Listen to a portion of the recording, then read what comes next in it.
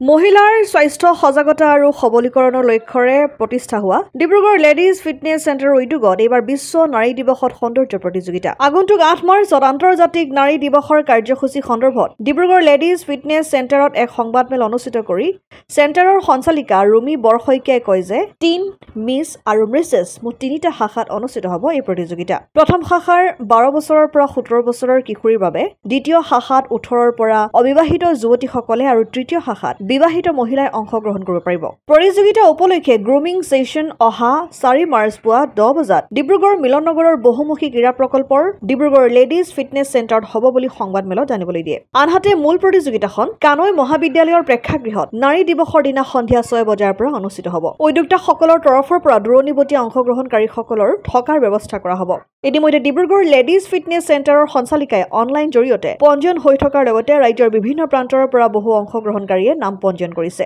উল্লেখ্য যে আন্তৰ্জাতিক নাৰী দিৱসৰ কাৰ্যসূচীত বিগত বৰ্ষত লেডিজ ফিটনেছ চেণ্টাৰে সদৌ অসম ভিত্তিত মহিলা মাৰাথন প্ৰতিযোগিতা সফলতাৰে অনুষ্ঠিত কৰাৰ লগতে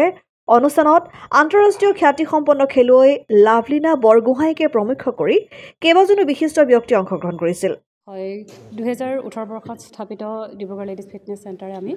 প্ৰতি বছৰে আন্তৰ্জাতিক নাৰী দিৱসটো এক ব্যতিক্ৰমী প্ৰচেষ্টাৰে আমি পালন কৰিবলৈ চেষ্টা কৰোঁ আৰু এইবাৰ আমি পোনপ্ৰথমবাৰৰ বাবে north east super model beauty pageant আয়োজন কৰিবলৈ গৈছোঁ আৰু ইতিমধ্যে অনলাইন যোগে আমি আমাৰ পঞ্জীয়ন মুকলি কৰি দিছোঁ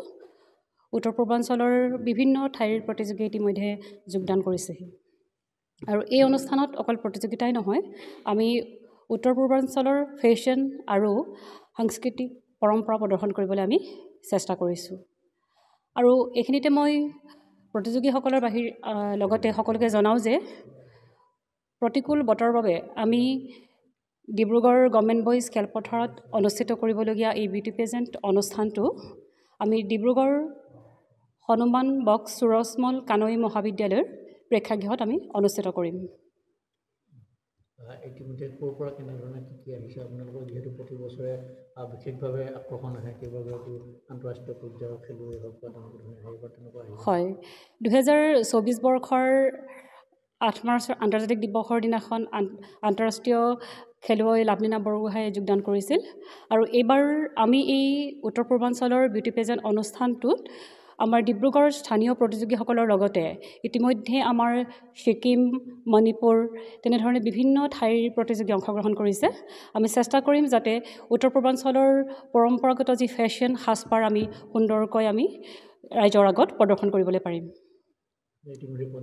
হয় ইতিমধ্যে পঞ্জীয়ন হৈছে আৰু পঞ্জীয়ন মুকলি কৰা হৈছে প্ৰায় আমি 6 তাৰিখলৈকে আমাৰ পঞ্জীয়ন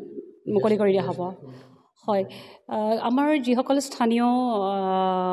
বিশেষ অতিথিক আমি